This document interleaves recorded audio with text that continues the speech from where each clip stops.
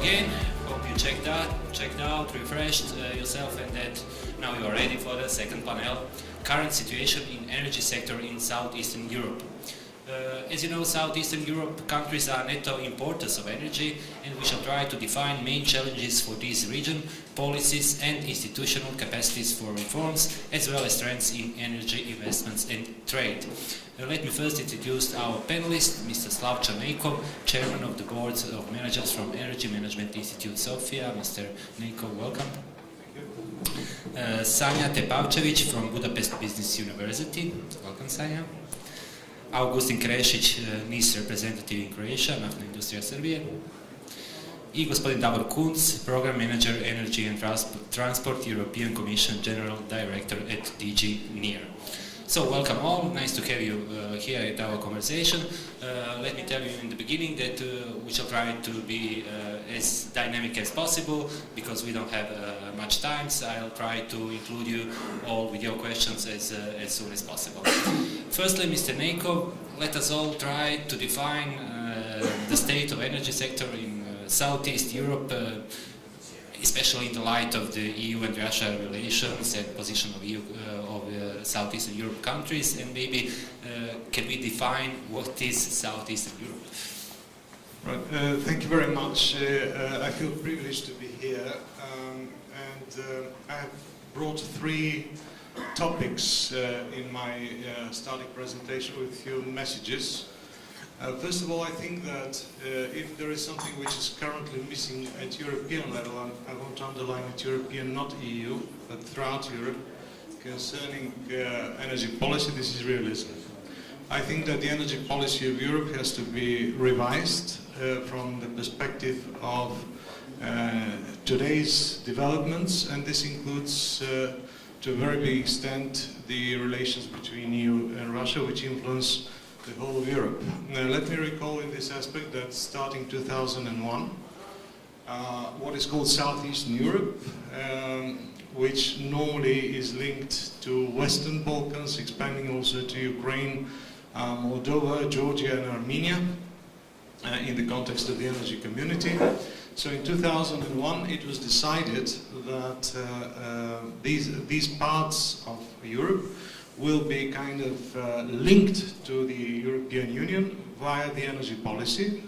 The outcome was the establishment of the energy community process, which, for those of you who are not familiar with it, are based strictly on legal obligations of countries which are not EU members to implement EU rules concerning energy. That is, from this perspective, countries like Bosnia and Herzegovina, like Macedonia, and others which are not EU members could be considered quasi-EU members because they have a legal obligation to implement EU law in the energy field. It's another story to what extent they do this, but legally this is the frame. However, in Southeastern Europe, on this ground we share same goals, but we suffer individually.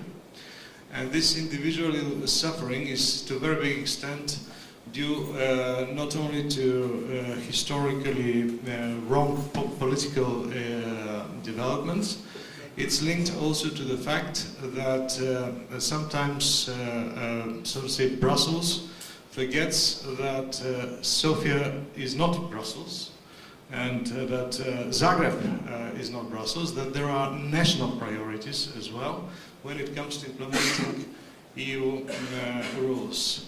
Of course, to a very big extent, so to say, the reason for this might be looked for also in the behavior of the capitals towards the EU policy. The second issue which I want to mention under this first topic about the general policy and political dimension of energy in Southeastern Europe is again linked to wrong assessments. I've attended at least 5 conferences which were promoting a project called Nabucco, and it was at a time when Mr. Medvedev, I mean Alexander Medvedev, was stating that there is an opera in Nabucco and there is no such kind of a project, and it turned not to happen at the end. There was a discussion about South Stream a few minutes ago, Let me also recall that nobody believed in the development of Blue Stream. They were calling it Blue Dream, but it turned to happen. So there are such kind of realistic looks which are definitely needed. The second topic which I want to mention is related to the EU-Russia relations. And from this perspective, we historically jumping from the Здравствуй, дружба versus oh those Russians. So let me recall, it was mentioned also by the distinguished representative of the Russian Foreign Ministry here, that till 2011 there was an extremely well-functioning EU-Russia energy dialogue, and one of the key elements of this dialogue among the political policy and business developments was focused on the so-called early warning mechanism against crisis. And this was extremely important, not only for EU and Russia, it was important for the whole of Europe. Now this process, as it was correctly mentioned, faded away, unfortunately. In 2015, the Council of the European Union adopted energy diplomacy conclusions. This was in July 2015. And one of the items there was particularly focusing on Russia, but it was one sentence among several pages, and it was saying that yes, we shall reconsider our communication with Russia if circumstances change. Now I think that circumstances have changed immensely since then, and it's high time to reconsider this realism. The third issue which I want to mention under this second aspect about the relations EU and Russia, we normally talk about gas. There was a few mentions about oil in the previous panel, but I want to underline that there is one more issue, it's the nuclear issue. Because in some countries rely very much on import of electricity, and those who can still export to a very big extent, this is due to nuclear facilities which are linked technologically and fuel-wise to Russia very much. Bulgaria is one good example in this direction. So from this point of view, I think it is high time to clearly state, and this is my personal view, that I don't know the general political dimension. I don't want to comment it because I don't feel expert enough, but I think that from energy policy perspectives, the sanctions against Russia are already completely counterproductive and should be reconsidered. And this brings me to my third point about the challenges with which I'm gonna finish. We have to reconsider the concept of the energy policy. So far, people mostly talk about energy independence at national level. There is no such a thing as energy dependence. There is energy security issue, and this energy security issue has three components which are strongly interlinked, the way our countries are interlinked. This is the security of supply, no doubt, but it's also security of demand. And last but not least is the technological security, which brings me to my final point, my final item which I want to face. We have another challenge on the top of these three which I mentioned, for which we have to talk more and more and more openly, and which should be considered at European level, including very strongly Russia. This is the threats of energy terrorism. This is an issue which has already appeared in one way or another. Let me recall that there was even an attack at a nuclear power plant in Belgium, in the city of Dover. This was 2015. So this is not an abstract issue. And from this perspective, having in mind that there is a strong mixture of ownership, including Russian ownership, in EU countries, this is an issue which is a common challenge. We have to discuss together. That is, my view is sanctions from point of view of the energy sector are something which is completely destructive. Nowadays, we have to focus on current real challenges. And this brings also to reconsideration of the general policy approach at European level, not only at EU level. Thank you. Thank you very much. A very good setup for the rest of us. Mr. Pavčević, could you please tell us some more about, let's say, Russian policy and the EU policy, and are all those countries of Southeastern Europe in kind of victims of play of the big players, and how much are they responsible because of the lack of good cooperation between themselves? So something that has, myself as an academic, I will build up on the previous presentations because I don't want to repeat what already has been said. So building up on the previous presentation from the first panel and on the presentation of the Mr. Nekov, I would say one important thing that hasn't been mentioned. And this is the absence of the energy dialogue between Russia and the European Union. Because, on the one hand, you have two parallel processes. One happening in the European Union, the attempt to create a liberal market in energy. And, on the other hand, you have in Russia the opposite process, which is maybe a little bit changing, but there is the attempt to monopolize energy sources. So you have basically two big companies in Russia. Both are state-owned, Rosneft and Gazprom. And this is basically, these are major actors in the energy market. And the attempt to liberalize the European market, the market of the European Union, creates the situation where you have actually two monologues that are going parallel, but they do not match, they do not meet. And this is the major conceptual problem between, in the energy dialogue between Russia and the EU. And this is just one of the dimensions in this ideological conflict between Russia and the EU. But here, for this forum, this is a very important one. Now, about the role of the region in these relations. So, for those of you who came here for the first time, you can probably see that there's a very beautiful sea, not because I come from here, but just because it is really beautiful. So we have the energy, we can use the energy of waves, for example.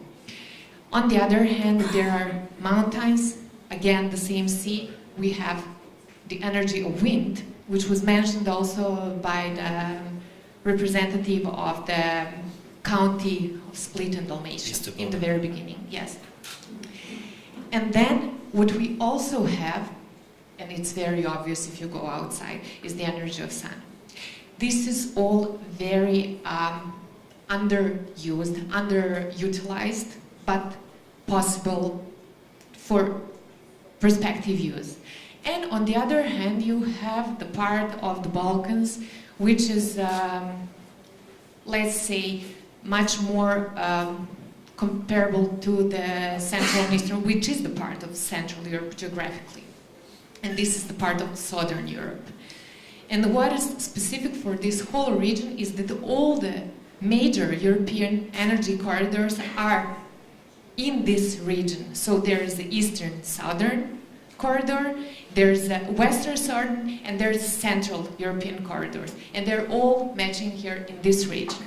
At the same time, the region is very specific in terms of weather, because during the winter you can have here between minus 20 degrees and plus 20 degrees. This happens, and this is happening constantly. So in terms of energy demand, this is a very questionable place, because you might need a lot of energy for heating, for example, during the winter, and you might not need it at all in terms of gas, for example, or for oil.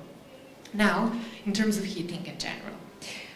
There are also two other characteristics of this market. So it's that crude, as already has been mentioned, but I need to underline as the characteristics of this region, that crude gas from Russia, oil and gas, dominates this market. So Russia is an extremely important player here. And governments are granted significant credit in terms of resources and from the creditors. And this creates, in the words of my colleague Alexander Kovacevic, who is also very good expert from the region on the energy, it creates unproductive or destructive entrepreneurship on the parts of the governments. And this is not a new problem, because energy is in general strategic industry, and we all know this, and therefore it creates renting-based behavior on the part of the governments. So this is one of the things that has to be addressed in a long term, and this is also like coming back to the relations between Russia and the EU. This is a big problem in Russia as well. But as we saw from the previous panel, it is also a big problem. It becomes a big problem on the part of the European Union. And the problem of governance is essential. And as my colleague Jack Sharples mentioned, demand in the European Union and administrative, this is something that I really like about your presentation, that administrative regulations create new conditions on the market, and therefore governance is extremely important. So we have to have a good governance. We have to be transparent, and one of the ways, and I would also get back to your presentation and probably to the presentations by Mr. Stern, I don't see him here, and the participants of the previous panel. Coming back to the question of Russia and the EU relations and the role of Russia in this region as the energy supplier.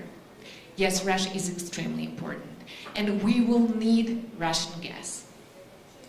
But in this particular region, which is each country, if you go here from one to another country, each country in this region sees itself as a possible or potential energy hub. And the whole region sees itself as such. But this means not that we are, as a region, the most important importers of energy. No, we cannot be, because industries are really on low level here. And this is obvious not just because of wars, but because of crises like Superman and so on. And therefore, we cannot buy this energy for ourselves. We are not economically, we do not have these resources. As we see ourselves is to import energy from Russia and then to sell, so basically as a transit country, and to not one country, as a transit region that can economically, have economic benefits, beneficially from the transit. But again, as you mentioned, there's a big question of demand. So whether there is a demand on the part of the European Union, I mean more developed parts of the European Union in terms of energy. And one answer to this question is, and this is the most important, this what you just mentioned, so energy security. And the question of energy security means, in first place, diversification. As I mentioned at the beginning of this presentation, if you wish, there are a lot of possibilities here, especially in Croatia, but in the region in general, of how to diversify energy supplies. And Russian gas will stay, but this is one of the possible supplies of energy. And then we can also have LNG, which is also very important. We can use the solar energy, we can use the energy of waves, we can use the wind energy. And this has to be, and only in this way, we are able as a region to become some kind of energy hub and to balance the relations between the EU as a whole and Russia as the most important energy supplier so far Thank you. Thank you very much. I would ask Mr. Kunz to tell us a little bit more about EU policy. Somebody told today that EU doesn't have an energy strategy nor policy. What do you think about it, and what's the EU policy toward Southeastern Europe? Thank you, Milan, and thanks a lot to Angelko and the organizers for the kind invite. I'll try to be concise. I know we are in between you and lunchtime. And indeed, I think maybe at the beginning I would want to say a couple of words about the connectivity agenda that the EU has for the Western Balkans. That means for energy and transport sector. And I would maybe give you a couple of schlagword information about both the politics around the connectivity agenda, as well as the policies and the investments, so the EU money which is being allocated towards energy and transport projects in the Western Balkans 6. So again, what I work on are the 6 countries of the so-called Western Balkans: Albania, Bosnia, Serbia, Macedonia, Montenegro, Kosovo. And in those, what I have in portfolio are the regional corridors, the 10E, the 10T, meaning the regional gas pipelines, the regional electricity transmission lines, road and rail, as well as energy efficiency and renewables. So the connectivity agenda, Davor Stern went a bit into history. I can go even a bit more and say that Europe was historically made on rivers, on Rhine, on Main, on Elbe, Oder, on Sava, on Danube. This was the flow of people, of goods, of ideas, creation of bigger polities, single markets. Whereas south of Sava and Danube in Southeast Europe, there is no single navigable river. In Miljacka, Miljacka is up to your knees, maybe in Sarajevo. In Tirana, there is a small canal. In Podgorica, there is a stream which goes dry during the summer. So no navigable rivers, whereas mountains are a bit different than other mountain ranges in Europe, different than Pyrenees and the Apennines and so on. It's hard to move within the region. It's easy to come in and out, conquest, but it's hard to move within the region. So what that produced is a different development pattern for this region, south of Sava and Danube. And it has created somewhat politically parcelized space and to an extent economically marginalized. So that's the predicament, the topography, the development pattern that the Commission, DG NEAR, Neighborhood and Enlargement, is trying to address with the connectivity agenda for Southeast Europe. So how to connect the region within, and then that region with the European Union. That's being done on the political level by indeed this connectivity agenda started 2014 in Berlin at an annual summit, hence also the name Berlin Process. And in 2014, these annual summits started with the 6 prime ministers of the Western Balkans, prime ministers of Croatia, Slovenia, Angela Merkel, Johannes Hahn, the Commissioner for Neighborhood and Enlargement, and I think Juncker was at the first one. Then 2015, July, Vienna, in July 2016, Paris, and on 12th of July this year in Trieste. What the summits do is they measure the progress both on policy, meaning on reforms in energy and transport, as well as they evaluate the Commission's investments, grant financing, co-financing for the key energy and transport projects. We have pledged €1 billion in 2014 to 2020 for energy and transport in WB6, Western Balkan 6. About half of that pledge, 500 million, has already been put into a couple of projects. I might be mentioned later on a few of them. This money is blended with the loans of the international financial institutions, of the EBRD, EIB, KfW, World Bank, Council of Europe Development Bank, so the 5 usual suspects, to then close the financial plan for, let's say, electricity transmission line going from Elbasan to Bitova, connecting Albania to Macedonia, or into the Montenegrin part of the Romania, Serbia, Montenegro undersea cable to Italy electricity transmission line, or most recently in the Trieste summit, the 50 million that we have put towards grant financing of the Serbia-Bulgaria gas interconnector. So there is money. The Commission has put the money where the mouth is. and by 2020 we will fulfill the pledge of 1 billion. Besides the 20% grant co-financing, which goes towards energy and transport, the exception is rail, which can get up to 50% grant co-financing. We have very prominently, together with the energy community, Slavcho was the ex-director of the energy community in Vienna. Let me just also mention, energy community in Vienna is a quasi-DG Energy, or a Ministry of Energy of these 6 countries. It's a staff of 30 people that we pay 5 million, 94% of their budget financing. And they are in charge of transposition of the energy acquis on the 6 countries of the Western Balkans, as well as 3 countries in neighborhood east, Moldova, Georgia, and Ukraine.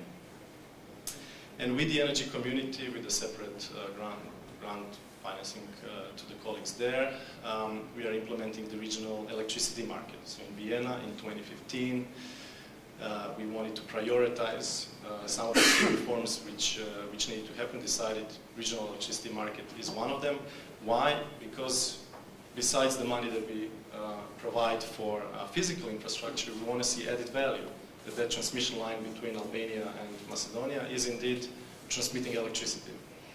That what previously in socialist Yugoslavia was the Nikola Tesla grid, that we are trying to upgrade from 220 to 400 kV, that indeed there is not just bilateral but regional trade of electricity. The country's fulfillment of the 3 pillars of the regional electricity market that we can maybe discuss in detail, but it's the coordinated auction office in Podgorica, it's the power exchanges, the head markets, and the balancing. The fulfillment of that box is a filter and a requirement conditionality to receive the EU grants for construction. So if, say, Serbia is not a member of the coordinated auction office in Podgorica, then for the Trans-Balkan corridor section in Serbia, it will not receive the grant co-financing of the European Commission. Similarly in Bosnia, which is on the infringement process at the Energy Community Secretariat in Vienna, in the gas subsector, we have financed the pre-feasibility study for the gas interconnector, Bosnia, Croatia, the Southern Gas Interconnector, but we have not proceeded on with the full feasibility study since they are under the infringement process in the gas, let's say, energy subsector. These are a couple of, let's say, information. So there is a lot of action, I think, happening on the political side. On the policy side, which we tied the reforms with our grant co-financing. And just to also mention as a bullet point, energy efficiency and renewables. Another clear focus of both us, the energy community, the IFIs, international banks, and increasingly also the 6 countries. Thank you very much, Mr. Kresic. Mr. Neikov said that there is no energetic independence, just stability. Mr. Pevčić said that we need more diversification of the energy. What are the concrete projects in the region right now? Yeah, so basically I'm coming from the real sector. I'm business development for NIS Gazprom Neft and working in this region for last 6 years on this project. First of all, what is interesting, we are talking, about, what is cheaper, LNG or Russian gas? There is one thing even cheaper, this is domestic production. And we are all the time neglecting this, because now in this Southeastern Europe, even Romania, which was historically hydrocarbon province, even Romania is gas import country. Basically, still, there is potential. For example, if we took the countries like Croatia, we performed just first onshore bid round 2 years ago. We have a company, Vermilion, basically Canadian listed company, and they took 4 concessions for exploration in Croatia. And still we have still the Sava region, we have the Mura region, still the Dynavits region. I'm not even mentioning offshore because it stopped about the offshore, but potential and you are self-independence is the best energy strategy. I'm confirming that. For example, now I'm working 2009, Serbian oil company, which was basically net loser, was bought by Gazprom Neft in 2009, and production from 2009 to 2013, even in this mature basin, was doubled. So from 700,000 tons equivalent per year, it goes to 1.6. So basically, even so this kind with investment, because we must know that all the companies working oil and gas in the region basically stop these R&D projects. Mr. Sten was talking about the recovery rates. We close our oil fields like with 20-30% recovery rates, and like the main crucial task for the Statoil, for example, is to make this rate recover 50-60% on some fields. It depends on the fields. So basically now, when we see like all these oil countries in the region, like Albania, they're really on the low level of technology, and still there is huge potential. For example, like Albania for sure can be gas and oil exporter in 5 years period. It just depends on the government take, about the projects, and about investments basically. And I think really that's the key, because LNG still like it is in the cloud, you know, but real pure exploration. Because what happened with the oil crisis like 3-4 years ago, the easiest was for the companies to cut the exploration cost. But for example, when Rex Tillerson was CEO of the Exxon, he told for me Exxon, like exploration is the easiest to cut the capex cost, but it will hit you like 5 years after. And that happened now. And in Croatia, the main key is to put the money in R&D, to invest, to attract, to make a second onshore bid round, to attract new companies. With the new companies, the service company will come, and basically what is important. Then basically this is greenfield investment. You're paying the taxes in your country, you're hiring your people, and that's the solution, you know. And I strongly believe there is maybe not in all the countries potential, but basically hydrocarbon province, like from Croatia to Serbia, Romania, Bulgaria, Albania, they have like more than 60-70 years of production, and still there is remaining potential. Thank you very much. You are all eligible to raise your hands if you want to put some questions. I see, Mr. Neko, that you are writing something. Maybe you want to reply. Yes. Please do. I just wanted to add one point about the interconnectivity issue. I think this is really the top of the story, which the European Union correctly focuses on. And just to elaborate on that, there is an initiative called CESEC. This is the Central and Southeast European gas connectivity, which yesterday and today in Bucharest should have been expanded also to electricity. I don't know whether they've agreed on that, which is extremely important, because this is the practicality behind the energy policy, aims. Now, one of the dangers which exists in this context, it has a bigger political context, however, but I will link it to energy, is linked to these talks about Europe at two speeds. One of the Bulgarian political analyzers wrote yesterday that he will not be surprised if he soon reads about two Europes. This should not be allowed. Southeastern Europe, including EU and non-EU member states, is not second-hand Europe.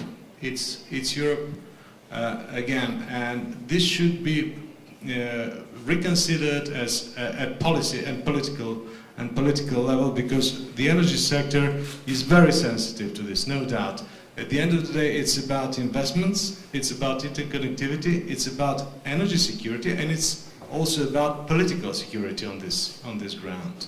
So this is what I wanted simply to add to the previous speakers. Yeah, so the problem is about poor political cooperation between these countries, namely, let's say, Bulgaria and Croatia. I think that those two countries could have much better relations, and politically, and economically, and energetically. For example, yeah, let's say so. All of you mentioned renewable resources, and everybody know now that, let's say, the only sure way for the future, but nevertheless we have just a few projects in the region that are completed. Why? Anybody who wants to speak? Why? Because quite often they're not feasible. We can talk, about the solar, but like this region, there is plenty of region in the world with more sun. The only thing from a renewable point of view in this region, we didn't mention that we have the best practice and the best opportunities. Basically, it's geothermal energy, because Pannonian Basin is the hottest basin in whole Europe, and that's the best basin. Basically, geothermal energy, this is the only renewable energy which can work like power plant station. It can work 24/7, because all the time, and this is like extremely warm basin, and there are, for example, now a few projects in Croatian part, some Turkish companies, and they make it feasible and they put it on the grid, and their economic model is feasible without so much financing and supporting, government supporting. Because it's easier, like, let's make like windmill and government support will be 50%, Every idiot can do it, but basically you must make your economic model feasible with the real facts and maybe some small support. Okay, maybe you should say it. If I can add, I think there's the answer is a combo of, let's say, a number of engineers, more small detail aspects on the policy side, as well as then the investments.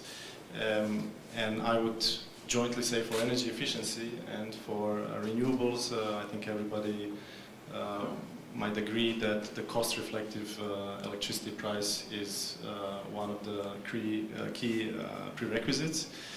We see, if not direct, then indirect subsidies in the Western Balkans 6 going towards the electricity price. One will not refurbish windows and doors if the electricity price is low, and if there will be no significant really money savings coming out of it. One other is institutional arrangements.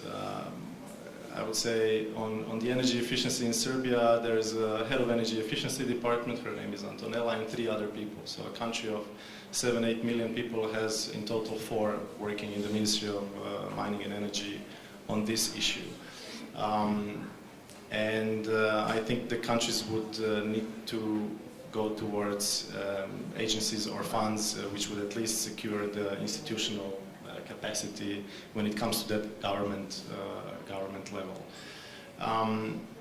On the investment sides, I think there needs to be money put in.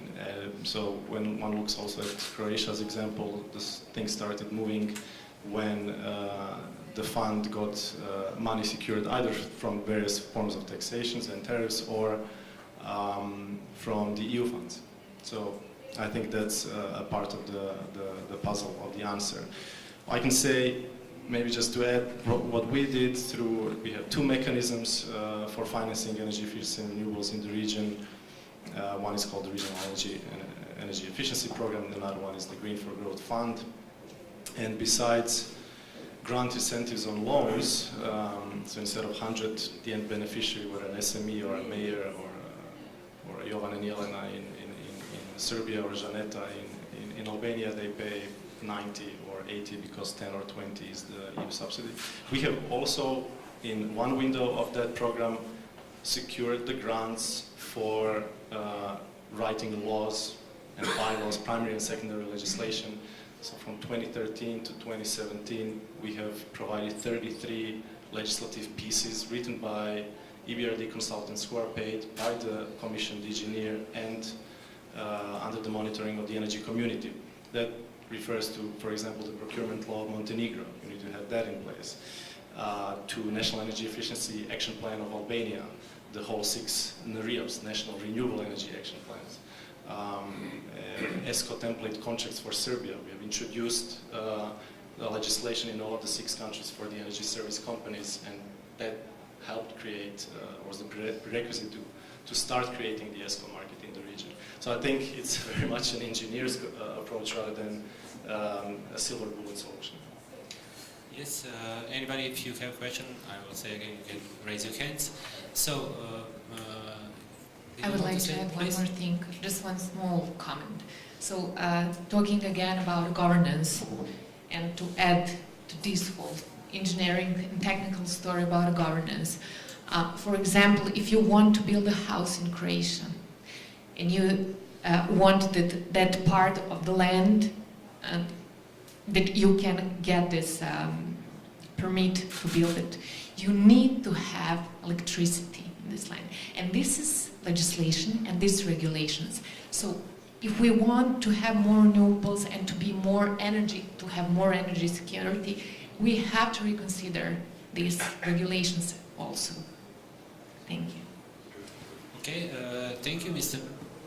Neko. You were talking about energetic stability, how to secure it. I mean, what should countries do? Is it about cooperation, better trade, demand? Is it so complex, or is it simple? Well, I'll tell you what I think about that. In Southeastern Europe, there is one substantial problem when it comes to investors. Who are the important players? I want to recall it's neither the European Commission nor the national governments nor the regulators who make the investments. It's the investors who make investments. It's the investors who pay taxes, and it's the investors who provide employment. So they have to be adequately treated. But in Southeastern Europe, the energy markets are very small for big, substantial investments which are needed in the energy sphere. There was an attempt in 2010, following an initiative of the, at that time, Minister of Energy of Serbia, Dr. Petar Škundrić, to establish a regional energy strategy, which was a wise idea to a certain extent, particularly when it comes to emphasizing on the key investments. Now the Commission, and I mean the European Commission and the energy community take care of this investment-related approach. There is a list of projects of energy community interests, projects of common interests, etc., etc. But at the end of the day, investments hardly happen. We have to be realistic on that. And one of the reasons is that, unfortunately, although, as I said, we share common goals, we share common legislation, but when it comes to implementation, the seas are open. If you look at the recent reports of the Commission in the context of the bilateral relations, or of the Energy Community Secretariat, which analyzes the implementation process, you can see that the seizures among the countries really happen. So the Commission has important responsibility in this aspect to provide the push along the legal means and the economic means it has, but it's also a very big responsibility of the national governments to take care of that. And I think that although there are common initiatives which were also referred to, like concerning renewables or energy efficiency on the top of everything else, we have to be very open with this. All this costs a lot of money. And I want to give you one example with Bulgaria. In Bulgaria in 2013, that is quite long after Bulgaria was already an EU member, the government fell because of the rise of the prices due to introduction of unplanned introduction of renewables. So this is a very serious issue which we have to consider. But to come to more stability, to more energy security, we need to look more at common level, not to play individual games. And this includes, by the way, Russia. And I gave a few examples why. Yes, these countries are too small not to cooperate, but time is running out and still cooperation isn't so good. Please? To add to this, wanted to say that we in DGNIR, when we were together with the Energy Community Secretariat approaching both policy and financing of energy, let's say we didn't reinvent the wheel. We wanted to copy the best practice from the member states. So indeed, what is PCIs as a filter for investments via CEF on the EU member states level is called PECIs, Projects of Energy Community Interest, and the PMIs, Projects of Mutual Interest. So this is an expert methodology which is used on the member states, which the energy community has applied for also the WB6, and which have then become a filter for the grant co-financing of these electricity transmission lines and gas pipelines by the Commission. And I would also want to say that we have, let's say, an equivalent also to CEF. It's called WBIF, Western Balkans Investment Framework. This is the platform where we, the Commission, sit together with the 6 countries, but also with the 5 international banks, the usual suspects, EBRD, EIB, KfW, as well as with bilateral donors, Germany, France, Italy, and the consultants. So this is the platform which then makes the decision on the EU monies financing for the PECs and PMIs. I also wanted to mention, Milan, just one quick point. What we tried to do with the new Commission in 2014 was to ensure on the national level a prioritization of projects. So that's done through another 2 acronyms, NICs and SPPs. NICs are National Investment Committees. So this is this was again, if you are Albania, Serbia, Bosnia, you want to get EU money, you need to have some form of a National Investment Committee where all the donors sit, the European Commission, but also the Russians, the Azeris, the Chinese, the Emiratis, whom not, also the international banks, as well as the line ministries, Transport, Energy, and the Ministry of Finance. And then they decide on the key investments based on a single project pipeline. So Serbia was the first, let's say, as a leader among the 6 who developed a single project pipeline. That's a list of projects which is developed by an expert methodology. So not by political priorities, elections coming up or so on, but by expert methodology, and from which each year in an annual budgeting exercise via this NIC, National Investment Committee, the country is deciding what will be built. So we set up, let's say, with consultants this system in each of the 6 countries, not rigidly.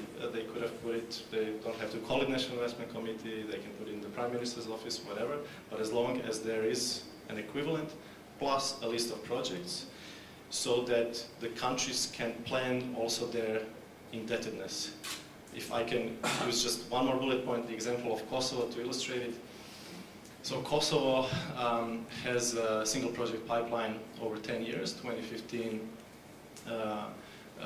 so they have an indebtedness plan, 2015 to 2025, saying that together with the IMF, they decided annual loans would be, let's say, 110 million, right? So over 10 years, that's 1.1 billion.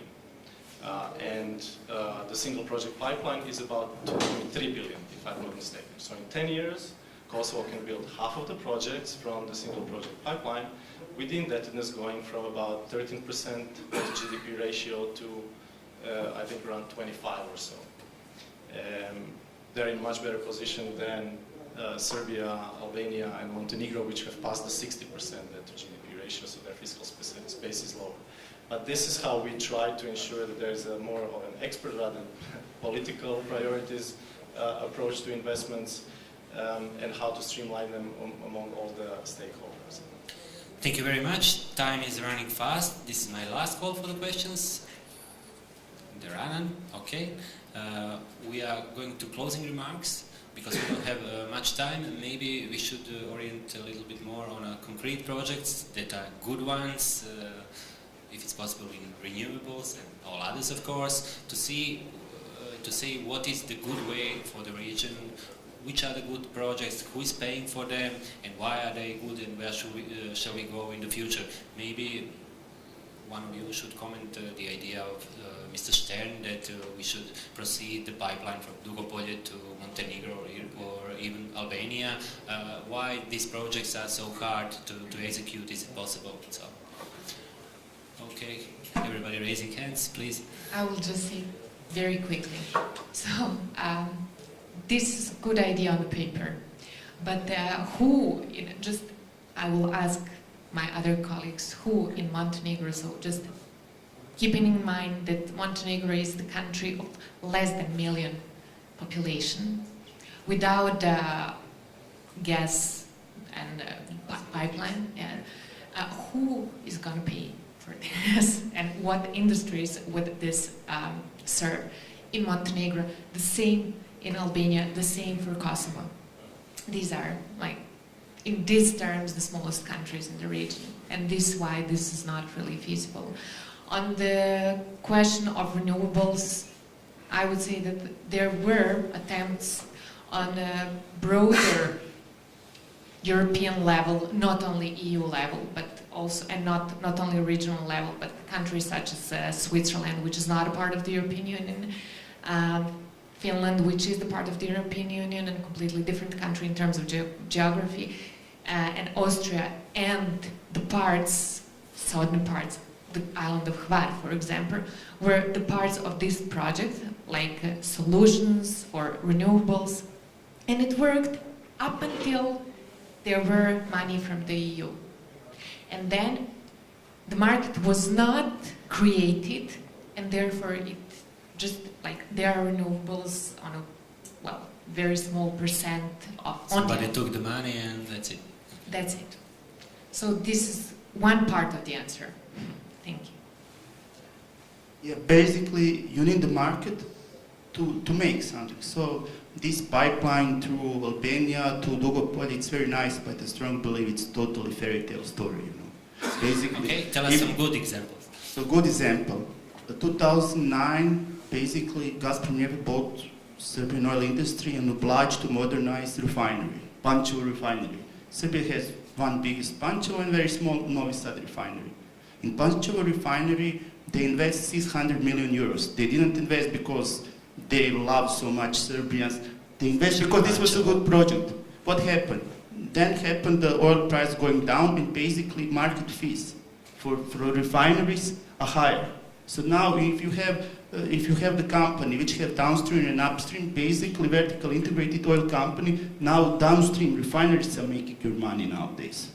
And basically now you have fully modernized refinery, 3,000 people will work next 30 years for sure in Pančevo, and basically it's more efficient, it's a cleaner refinery, and it's profitable, it's feasible. So, but this can be just investment from the private companies. And the problem is we didn't open the market. Like, you have the one major player in every country, and that's the problem. You need competition. Competition is always good. So even this, for example, in Serbia or even in Croatia, INA has all producing field. It's good. Basically, you're not competitive then. And you can even not make the benchmarking with someone, you know. So basically, competition is what will be for sure in future, because it is EU regulative and it must be basically. Put the companies, put the private monies to compete, and that they will solve everything. Okay, but there are some NGOs and local people, and we should respect what they say about this project, okay? On the EAP, Ionian Adriatic Pipeline, a couple of bullet points. The Western Balkans Investment Framework, WBF, has paid for the 100% grants for the feasibility study, Croatia, Montenegro, Albania, and now for the Montenegro and Albania part for the preliminary design. So this technical assistance project is ongoing, the preliminary design, and we are maturing this project when it comes to the studies, preparatory studies. When it comes to the cost, Montenegro and Albania are about 300 million. What WBF can provide as grants is 20%, so if you calculate that's about 60 million that we can secure. The project has been also, let's say, in the spotlight in the region for a while. We supported the gasification of Montenegro, and the northern part of Albania would depend on it. We are aware that it's challenging, but I think the establishment of the PMU of the 3 TSOs, which happened last year, so PMU of Croatia, Montenegro, and Albania, is an encouraging sign. And I think that all of them, in particular Plinacro, are doing as much as possible. When it comes to Croatian side, the issue is that EAP is not on the PCI list.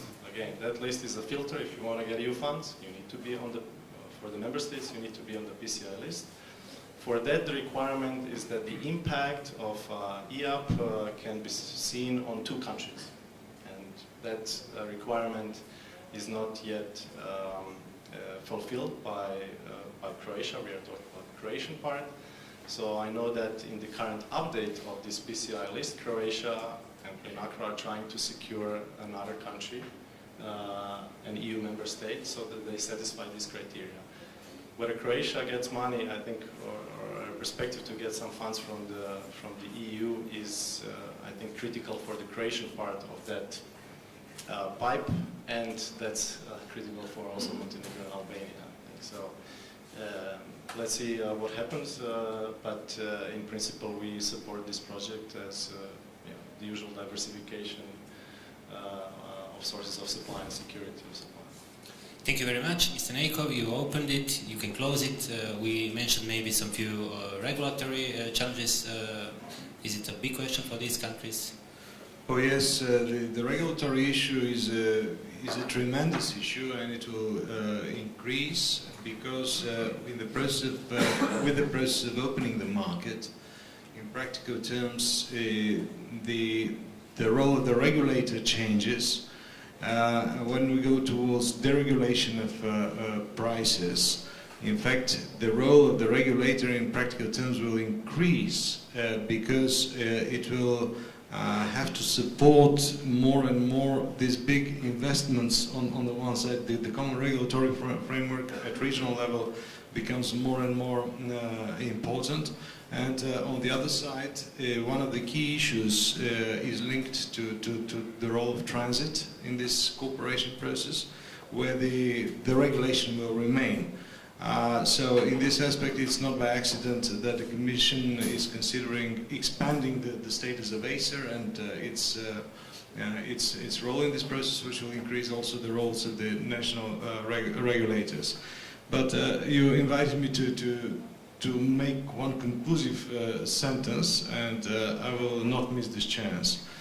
I would say that when it comes to energy matters, I will repeat what I said, is the energy security issue which we have to focus on. And from this point of view, it is not an EU matter, it's not a Southeastern European matter, it's European matter. And all countries should look in the same direction because we are in the same boat. And this means to a very big extent reconsideration of the EU energy policy concept, because the EU has a guiding role. Thank you. Thank you very much. Can we have some applause from your side? Thank all the panelists. Now we have a break for 10 minutes and then we are back.